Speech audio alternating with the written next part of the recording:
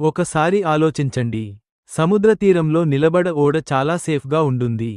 కాని ఇక్కడ ప్రశ్న ఏమిటి అంటే, అది అక్కడ ఉండటానికి తయారు అవిందా? ఒక విమానం ఎయిర్పోర్ట్లో చాలా సేఫ్గా ఉంటుంది.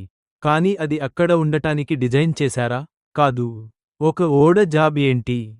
సముద్రంలోకి వెళ్ళాలి. తుఫాన్లు ఫేస్ చేయాలి. పెద్ద పెద్ద అలలను దాటుకొని తన గమ్యానికి చేరుకోవాలి. అలానే ఒక విమానం జాబ్ ఏంటి? గాల్లోకి ఎగరాలి.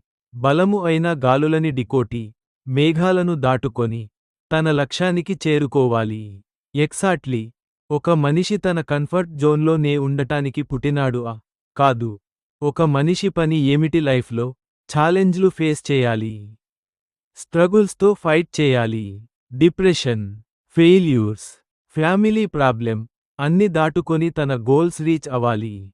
కానీ మనం ఏమిటిరా అంటే, ఈ 6.3 ఇంచెస్ మొబైల్ ఫోన్కి అడిక్ట్ అవి మన వాల్యూబుల్ టైంని ఈ కంఫర్ట్ జోన్లో వేస్ట్ చేసుకుంటున్నాం. సో ఈ కంఫర్ట్ జోన్ నుంచి బయటకి రాకపోతే సక్సెస్ వాల్యూ ఏమిటో నీకు తెలీదు. ఛాలెంజ్ని ఎదుర్కోకపోతే లైఫ్ టేస్ట్ ఏంటో నీకు తెలీదు.